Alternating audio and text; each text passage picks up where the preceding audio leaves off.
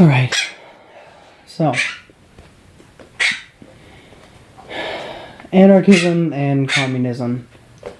Okay, this isn't gonna be super in depth, because I know there's like a million fucking different versions of like anarchism. And I'm sure there's probably a few different versions of communism as well. So I'm just gonna do like a very broad, sort of non-specific to which one I'm specifying, okay? I'm gonna give a very broad explanation as to why I'm wary and suspicious of these economic systems. So I guess I'll start with communism, because that's the one I have less to speak on about of the dangers than I do when it comes to anarchism. Okay, so communism. Okay, it's not that I think it's some evil economic system. It's more that I'm cautious and I'm suspicious of how easily exploited it is. So here's the thing I think a lot of people don't recognize. Communism is usually started during a period of great economic, political stress, things like that. It's a system that people promote for a freer, fairer society. No communism that's ever happened has been started in the name of a less free, less fair, less equal, less equitous society. It's always started to be fairer and better. And this is why I'm so cautious of it. Because the people that support communism often do so under the guise that it won't change from when it starts until it ends. And we know from history that no matter how many times it's started in the name of equality, it's always ended up hijacked. And not even like kind of hijacked, like people who come to power in communism, they play the system so incredibly well. They become some of the most powerful, unchallenged, monstrous beings to ever exist. They basically become dictators of the people. They see, a lot of people don't understand that in communism it's almost always started to be good. But then somewhere along the line, someone comes along and they say they're for you, they say they're with you, they tell the people who want the communism everything they want to hear. These people are charismatic. They say every single thing you want to hear. They come in the name of promoting equality, fairness, society, but the entire time they do nothing but feed you little lies or twist terms around or play on your ignorance of the overwhelming, the intricate understanding of how things work. So they slowly put systems in place, and eventually they get to the point where there's so much propaganda telling you what you want to hear and telling you that there's nothing going on, while they're starting to do all of the crimes against humanity, quote unquote, in secret. They're not telling you about these. They're not allowing you to know about these things. And they still continue to feed you these lies. And it's not, we like to paint this as black and white, but it's not. I guess you could say, coup d'etat of communism from the inside is something that's almost never seen as it develops or seen as it's coming, because the people who do it are the smartest, most psychopathic among you. They're the ones who can tell you everything you want, make you want to support them, all while hiding their motives, slowly planting seeds that will give them power in the future, slowly turning people in their favor while silencing opposers and covering things up. And they're very, very good at these things.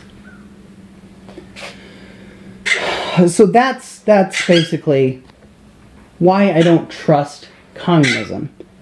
In a broad sense, I don't know all the intricate subcategories of communism and whatnot. That I'm just going off of the basic. People don't see the evils rise to power as they do, and that's why it's so easy to hijack, because it comes in the name of equality. The people are super optimistic about it working, and then people slowly take over without them realizing. See, that's the thing. Communism, people talk about revolution, but usually, I mean, you're not going to have a revolution if you don't suspect that the ones that are taking over are doing anything bad in the first place. They come in the name of being your comrade. Those are the ones you got to worry about. The people who lie boldly to your face convincingly, all while you're giving them power and propping them up, and they're taking and seizing power, and they're doing whatever they want, and you're just not finding out. Those are the people that come out of the woodworks in a system like communism, and even socialism. And I mean, it happens in capitalism too. There's no perfect economic system that's not exploited by monsters. Okay, so anarchism. I'm gonna go with the human nature explanation on this one. And I'm gonna do it again in a broad term, like I guess in the I'll trade you a service for this service, or an item for this service kind of thing. Okay, so here's the thing. When you have a system like that, where it's I'll trade you this valuable thing for that valuable thing, it's kind of the same as capitalism. Yet that's the thing. When you have a completely free society, where nothing is regulated by the government, then things happen that are kind of worse than when we have a capitalistic economy with some intervention by the government. You see, when it's just that, and say everybody starts out equal, say every single person just randomly happens to be born at the exact same time, they're all growing up and stuff, and what you'll start to see is people who have better genetics, who are just naturally better at a trade or a craft, or naturally more intelligent. You'll start to see this divide in wealth, divide in ability, divide in production. You'll start to see this more and more and more and more. And see, that's the thing. You'll start to see monopolies grow. And usually, again, it's the same kind of thing. The people who you believe are evil, you're not going to see them as evil. They're going to come in the name of prosperity. In the name of, oh, let me handle this thing, and let me manage this thing, let me handle this thing, let me monopolize this thing, and I'll give you, in the society, all the benefits of this thing. I'll do the work, and I'll hand over the productivity to you, but all you have to do is sign away all the land, allow me to monopolize it, I'll bring in my people, and we will make everything fair and even. And then you have this person who's incredibly trusted by society, who people give more power to, who people say, you know what, I trust this person, I've known him my whole life, this person is a good guy, he would never do something bad to me, she would never do something bad to me. And then it starts to slowly they'll gain more and more and more power. So let's say it's someone who creates lumber, who creates wood products, okay? So say you're trading them land and they promise to give you, oh, I'll give you free furniture and all these things, all you have to do is trade me for my land.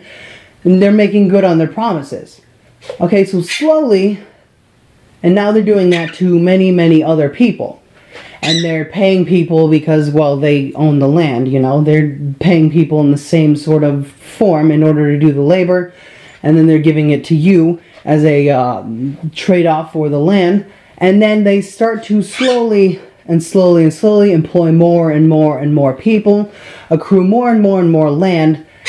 And then you slowly start to notice, hey, there's a very distinct lack of other woodworkers here. Why is that? Well, in many cases it's because, A, they can't compete.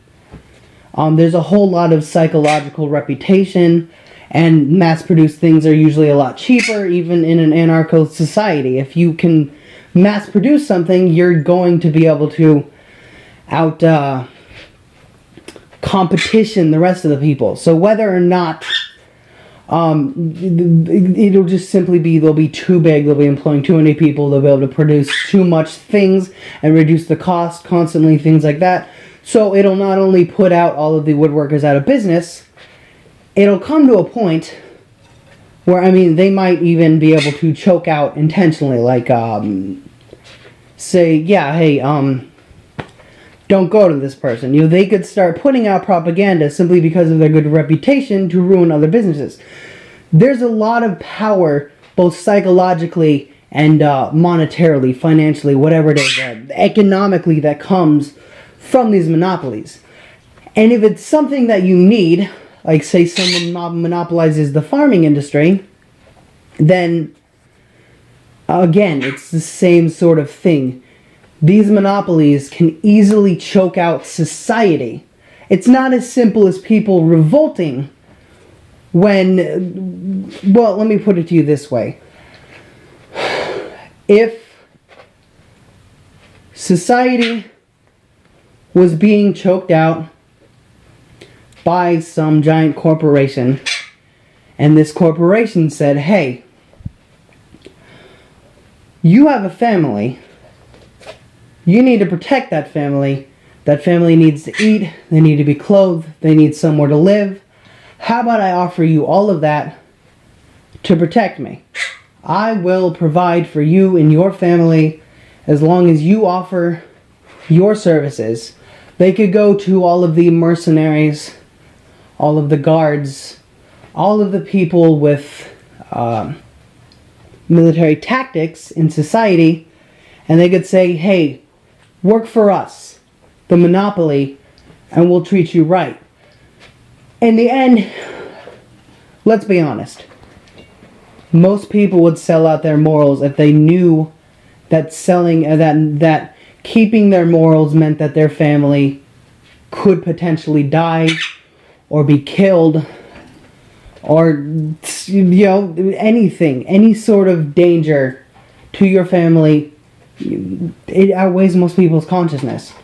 People simply wouldn't revolt. They'd be too afraid to. Most of the people would think, fuck, my family needs to eat, my family needs to live, this sounds like a good offer. I don't care about these other people. I care about my family. So I need to protect them. Therefore, I have to take this offer. I don't like doing this thing. I don't like fighting other people, other citizens and stuff, but fuck, I'm going to do it, man. My family is the most important thing to me in the world. That's what'll happen. That's why we need this freedom, along with this government to regulate things. Because too much freedom means the genetically predisposed to dominate and rise to the top of society will always do that without repercussion. And too much governing leads to the exact same thing. Because the ones who rise to the top of the government, to the top of the politics, they do the same thing. It's the same human nature that leads people to dominate in a completely free society, that leads them to incept themselves into the government in a government-controlled, regulated society. It's the same people that end up winning because they're the smartest, they're the most underhanded, the most falsely but unrecognizably fakely charismatic. They are good at what they do because they are predisposed, quite possibly genetically, to be good at what they do. They are the most talented, the smartest, the most dangerous, the most ruthless, the least empathetic. They are the extremes of everything. And these are the people that rise to the top when everything's regulated by the government and when everything's regulated by free choice. Because in the end, the average person just never sees it coming. They rely too much on, I know this person, I can trust them. They rely too much on what's here and now. What could possibly, they don't think, what is happening now that could possibly go catastrophically wrong in the future that other people are doing, that these people that I trust are doing? What consequences will these things that these people that I know and love and trust, what will these bring? What horrible things might these people be capable of? It's not something most people are predisposed to think. So therefore, they usually don't. And they never see it coming.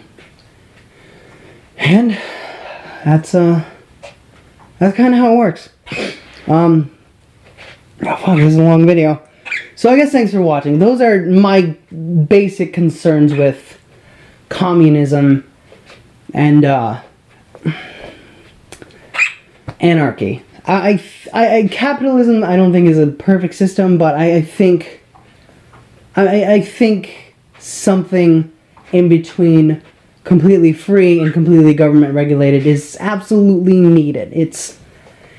It's not about the majority of society, because it's the majority of society that are usually the pawns for the ones who commit the most evil. They're the ones that end up getting quote-unquote played. They are the ones who are the easiest to manipulate once the powers that be start, conspiracizing to manipulate them. Usually they do these things in the name of good, in the name of righteousness. But, I mean, usually these people just can't compete, no matter how many revolts they do. They just don't. They don't compare to the complete grasp and understanding and just overwhelming, tight-knit planning that these 1% of society are capable of. It's truly a skill to be that kind of person, but there's tons of them. There are tons of people who in those types of societies would absolutely rise to the top and subjugate the rest of the people to horrific, horrible things. And history's told us that every time you've had a free society or completely government regulated society, these people rise to the top and they win. So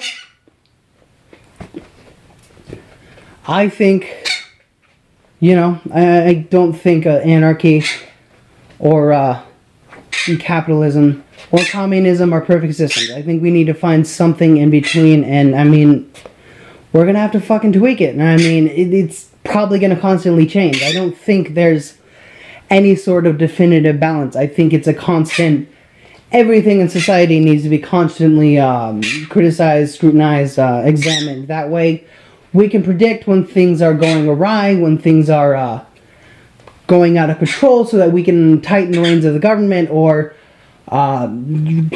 tighten the reins of giving people more freedom in society. So, I guess that's it. Thanks for watching. Bye.